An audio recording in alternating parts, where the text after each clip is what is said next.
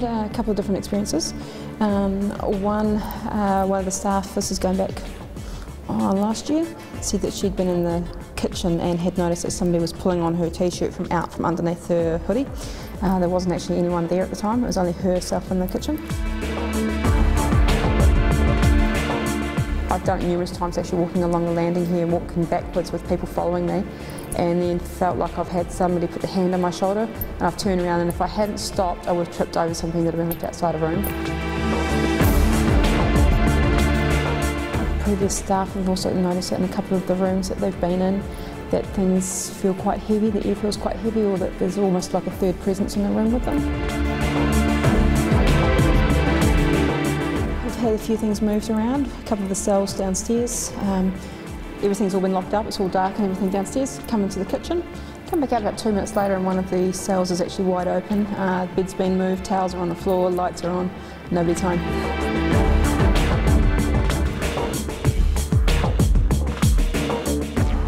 We've never had any bad things happen, so it's quite a talking point. Guests come from different places, they want to stay in something completely different.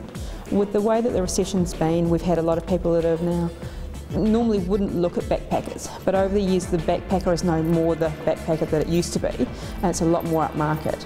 So people are bringing their kids for something different. You know, how many children can go to school and say, look, I stayed at jail.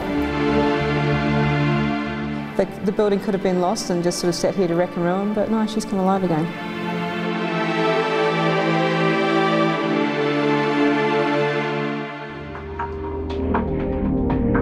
For me, being a paranormal investigator is about helping other people with issues that I didn't quite get the same help with when I was growing up. I had a near-death experience that changed everything for me, and after that I was, you know, we'll say haunted by these entities. I had cancer when I was 13, had radiation therapy and chemotherapy. During the chemotherapy I started to notice what was a black shadow. It had no facial features, it had no real features. As I came through the chemotherapy and radiation and my body started to heal, I like to say my mind started to heal maybe as well. And the black shadow became more of a human figure, it became facial features.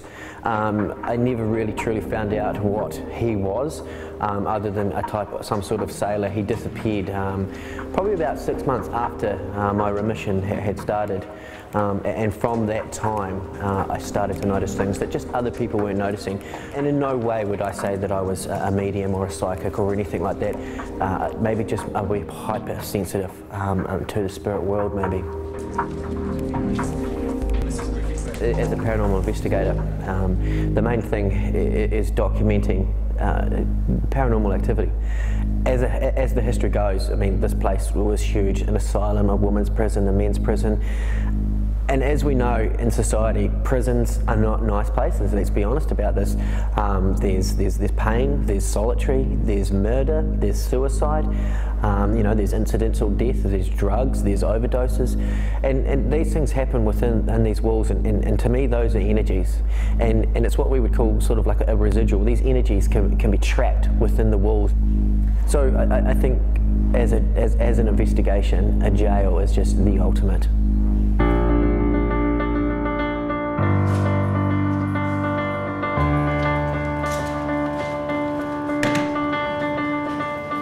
One of the first things we do when we are contacted by a prospect site, we do a lot of the background, so we try to get as much history and as much background on it as we can, and as far back as we can go. So even a graveyard that might have been close, you know, back in the original times, we just don't know what was around these areas.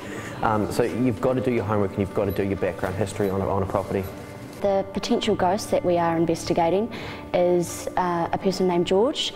He was basically known as the carpenter around the jail. He did a lot of work.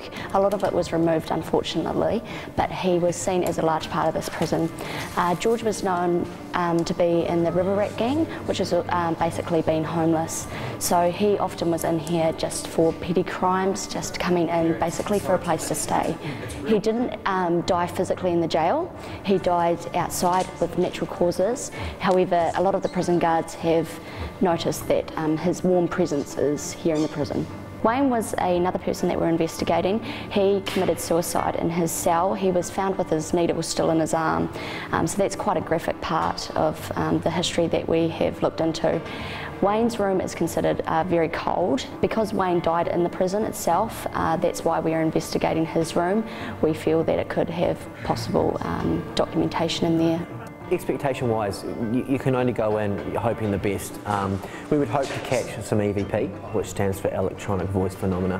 That's what we would hope was spirit voices on our voice recorders. Through some past investigations, we have done some smaller ones on this place, just with voice recorders and things. We have picked up some voices. I think we would hope to pick up something on the cameras, the actual picture cameras themselves. And again, the ultimate would be for a full-bodied apparition on the camera, but we just never know. You can never promise. You can have one night when these things are just full-blown out there and doing what we want. You can have another night where you experience nothing. Most important part that we would see as paranormal investigators would be our K2 and EMF meters. Okay, so EMF meter stands for electromagnetic field, so this is an electromagnetic field tester. It goes in two ranges, Tesla and Gauss. The theory is that when spirits enter the room or try to manifest it, they'll give off an electromagnetic field, and hopefully this will read it. One of the other important things for us would be the digital voice recorder. Again, the theory is that we can pick up electronic voice phenomena, so that's picking up the spirits' voices on a voice recorder. And 90% of the time when we do pick it up, we have to manipulate it a wee bit on computer, so boost the tone, boost the audio, bass and things like that. And the next important tool in our arsenal would be the digital thermometer. So obviously this one here is quite an accurate one, so it updates about, really quickly. You can get some of the cheaper ones that take 5 seconds to update. This one will document, a fluctuation really quickly. So the whole point of this one would be, again, the theory is that when a spirit goes to manipulate itself, you will get a cold spot, because obviously the energy is heat, so it draws that heat right out of the air. Obviously, when it comes to trying to capture these things on video, the best thing for us is the Handycam. The newer ones, Sony have the night shot on them, so basically that picks up red light, and the average Handycam doesn't pick up much further than sort of 2 to 3 metres, and it's quite dull. So we would usually at that time, I make all these ones myself. So this is an infrared light torch. Simple, we switch on the top. You can either screw that on to the bottom, or you can just sit that somewhere in a room where there's a DVR camera running. And that'll definitely light everything up. The only other things that we do have, obviously, that are important to me, and everybody has their sort of own beliefs and their own reasons for doing things, is obviously, for me, being brought up Roman Catholic, rosaries, are really important. However, being that we're investigating a prison tonight, I do have a Christian cross, simply because this would have been a Christian jail. They would have had Christchurch, every Sunday someone would have come in and played church. Of course, these are all things that we hope not to use, and the ultimate thing that we hope not to use, of course, is holy water. It's a last resort. Again, a lot of groups won't and don't have that, but again, I choose to, so yeah. It's time to get to it. We'll send out my team and teams of 2, and you guys along with them. I'll also go for a quick walk beforehand and just have a little talk, let them know that we're here, that we mean well.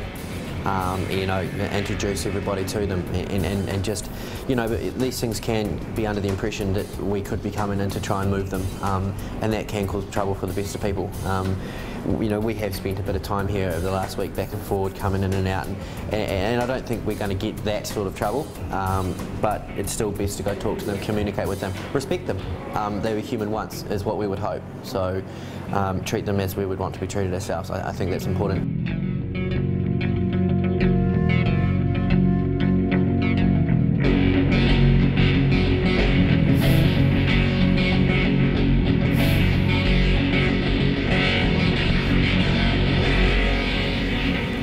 Approaching midnight, and we're just doing the final checks, or the team are rather. The energy is definitely quite high. There's a few nervous smiles or giggles, but everyone's really anticipating that someone or something is going to turn up tonight. We're pretty excited. We've got a coffee. I think we're going to need that. We've got a few hours to go, but stay tuned because we may be catching up with former occupants right here at Addington Prison.